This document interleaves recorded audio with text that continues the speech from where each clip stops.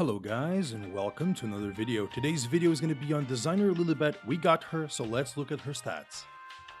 Here she is. She's not quite built yet, but I wanted to run a little bit of a high damage, high speed build. Unfortunately, I had to take away some of her speed because I couldn't really get the stats. I never really had focused on getting defense percentage gear, and the ones I actually did actually were, defense percentage main stat boots and stuff like that. And I kind of wanted to keep her slightly fast so she doesn't rely on her passive completely to take a turn, because there's units like Politis nowadays that will reduce the effectiveness of her CR push. So I kind of wanted to keep her, around 200 speed, 220. That's the bracket I wanted. When it comes down to defense, still pretty low. She's still missing one Awakening Star, so she's going to get tons more defense from those 6%. And honestly, I'm happy with the crit damage, and honestly the crit chance too. I'm running her on the RNG artifact, Creation and Destruction, mostly because I almost have it maxed, and I think that every time she uses S3 and she loses it, she basically becomes a dead unit. So if she has a chance to have this up again, like her S3 up again, right? If she resets, I think her use is going to be doubled, because on the second turn, she'll be able to cleanse as well. And that's what I think. So let's actually go into GVG, Guild Wars, and let's see what we can do with her. Here we go. Today's Guild War is against Ouroboros, and we're mostly going to be looking for teams that are in the main forts that have debuffs. This one has F10 in there, so we have to draft it, but the rest of the units don't look too good against her. But let's see. Here we go. For the first fight, we're going to take Oxlots, Tomoka, and Operator Cigarette. And the idea is to boost Operator Cigarette, snipe the Ruel. Even though she might be on a super damage reduction build, I finally swapped her to a damage build, which means that she's no longer with speed, she has attack boots, and she has portrait. So it should be able to kill her just through the shield. If it doesn't, well, you guys know how it is. But then we go and snipe her. She's going to kind of wreak havoc here, but as long as the FCC dies from one turn from her, and then secondly, she can soul burn and then go for the other one, it should be fine. If it's not fine, we'll lose, and it's okay, right? On the bottom comp, we're going to go with this comp. I'm going to try to bait the Rylet into the G-Pergus. I'm going to take some damage reduction and a turn 2 healing for him, and she's just going to do her thing. The debuffs from her are hopefully going to be enough. Since everyone's going to get provoked, everyone's going to get hit here, so hopefully she'll be able to cleanse and reset everyone else. The injury is a bit troublesome, but as long as we get enough CR from her pushes, right, we should be okay in getting our turns and getting our cleanses. So that's it. Here we go, first fight. She seems pretty tanky, honestly does. She's the tankiest unit in the team right here, but we're still gonna try. We're gonna push. We have the type advantage, and we're gonna go S2 straight into her with portrait. So let's see if that actually kills. It does. So as you can see, a matter of making her work is making her completely slow, and only usable in Guild Wars, because if you draft this in RTA that slow, you need way too many units to grant her a turn.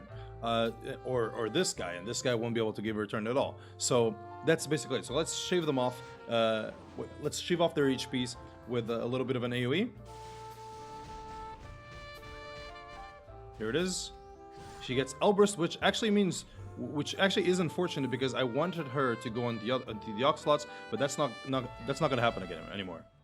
That's not gonna happen anymore. So we're gonna need to pray for some stuff. I mean, at least if I do big damage here, next time she takes a turn and I soul burn, it's gonna be devastating for the Tenebria. So let's see. See, half HP, 1S1 should be able to kill this. So they're gonna put Skill Null. Skill Null might be an issue, actually. The shielding, not so much, but she's pretty slow. So here we go. They die. Hopefully it doesn't push too much. Yeah, okay, we resisted that push. So we go for S3 here. But I think this shield on herself is a bit troublesome. I thought the shield would actually go on her, but apparently not. So we're gonna have some issues here, because I'm pretty sure she's gonna take 2 S1s to kill, and then she's gonna go off, and I'm not gonna have a shield. So hopefully the stealth manages to protect me, but this is not looking too good. Yeah, because look, now we're gonna need 2 attacks on her because of that shield. Oh, but we're okay, boys.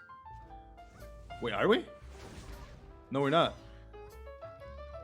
my second Oxlots is not Mola because he's, well, my second Oxlots, right? Well, welp, it does happen. Hey, if that was Oxlots, if the Oxlots was properly molded on S2, right, it would have been easy, super easy. Here we go. It's gonna CR push us further. There we go. Even though we don't get procced, right, we do have to cleanse here because this is a lot of stuff, right, we're taking right now. So let's go. Let's cleanse it off. And that means that next turn, we're actually gonna get our next turn super fast. No creation proc, but we do get the resets. And now we're gonna get to do some AoE damage. We actually hit the Rella, which is actually huge. And this is actually huge too. Very, very nice. We get a counter too. Hey, this fight's going pretty pog because I can go for her. There it is. My S1 is not Mola, so if he was, she would have died instantly. Now I go for the heal, and because even though we might miss, it's defense penetration, so it's always going to hit pretty hard. There it is. He takes a little bit of damage. I keep going for the Mort, because she's no longer going to do anything here. And here we go. Bonk. And bonk. This one was very clean. The other one would have been sloppy, but would have been a victory as well if I had Mola on my S2, which I didn't, so I didn't push 100%. So that's it. Let's move on into the next fight. Here we go. For the next fight, we're going to use very similar comp on the top.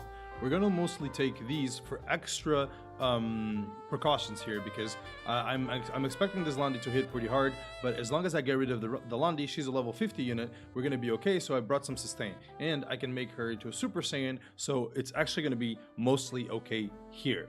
As long as we, get rid of the Landi, which could be troublesome if she's, perma stealth. But either way, we're going to take this team. It has a little bit of sustain, so it should work. For the bottom comp, I was going to run ML Hasting into her because it's really easy, but I kind of want to cleave it. And I want to RNG a little bit. If Riley keeps missing, we're going to lose. But, that's a risk we have to take because otherwise it wouldn't be fun. So here we go. First fight. This goes off, hopefully lands all the debuffs. It sure didn't, but it's fine. She got a lot of fighting spirit for this one. And she got some more fighting spirit, which is actually nice. Because I might be able to... Actually, there's no point doing anything right here. Right now at this turn. So I'm actually just going to remove a skill nullifier from her. That's it. And we're going to cleanse it off. Hopefully we do get our creation proc. That would be nice. Let's see. No creation proc. AoE pushes us up. He goes for a Lilibet. We actually resisted though, which is actually not something I really expected, but here we go. AoE.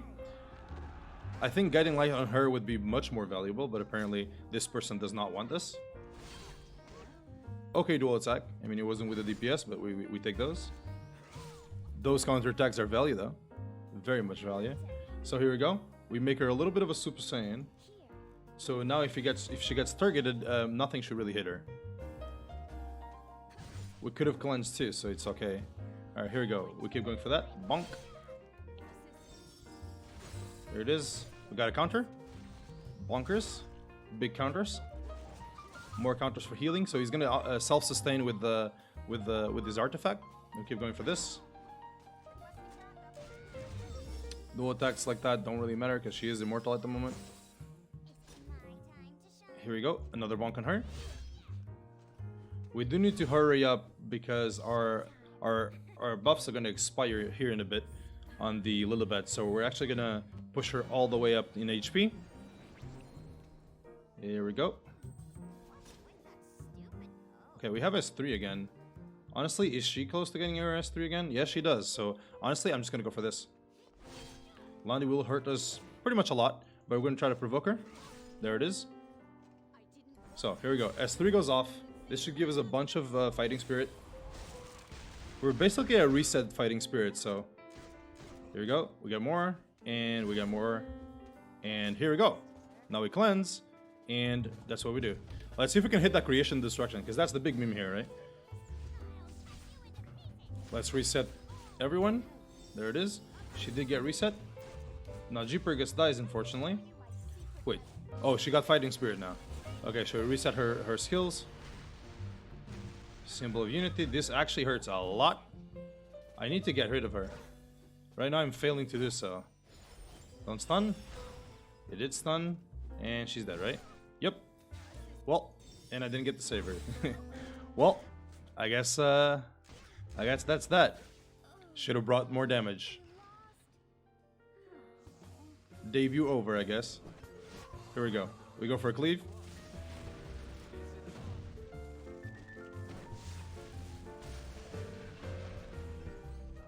Alright, so we have the choice of doing S3 for silences, or we do a reset.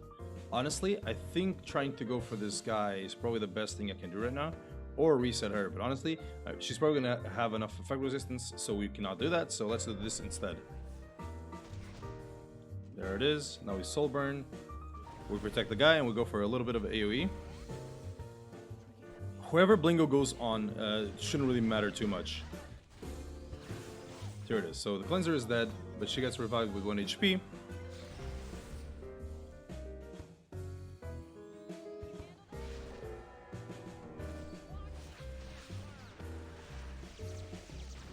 A lot of damage from her, actually. So Digibazar is gone.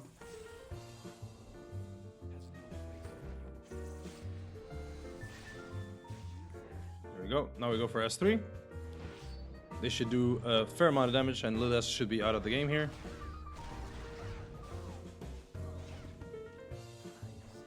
We keep going for him while we have our invincibility up, or stealth up. There it is, we hit. He gets revived, but we take those. That little boost actually is very, very nice. Hopefully we crit though. Yeah, we have to. There it is. We crit or dual attack, and dual attack actually, which is pretty good.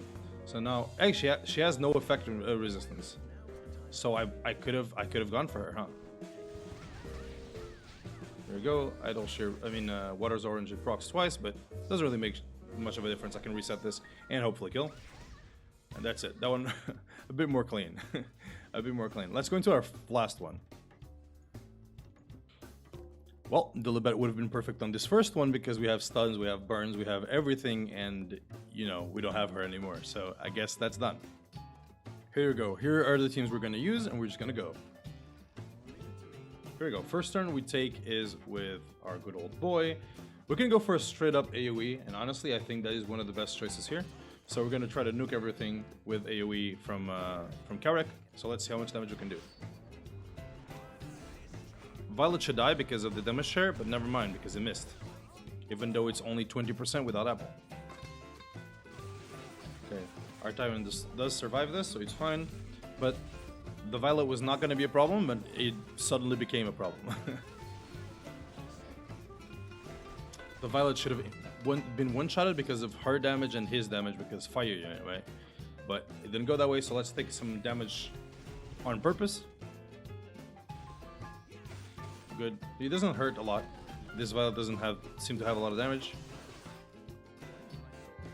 Now we soul burn with our DPS boy. We get the good old. It does seem to kill, so the burn was very, very much wasted. So you go here, even if it misses, it should hurt. Yep, there it is. And now it's a solo boy against, you know, Crow. So it's basically GG now.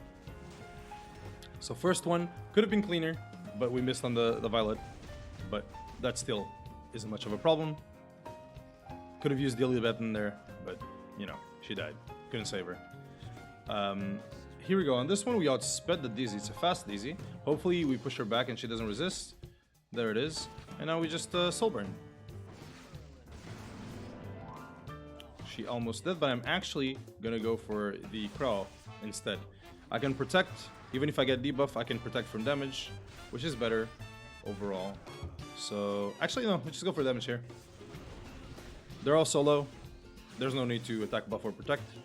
There it is. And that's today's Guild War. We're back to the daily grind, or the attempt of the daily grind, until we get our YouTube back up, because unfortunately YouTube right now is not recommending any of my videos because I stopped for a long time.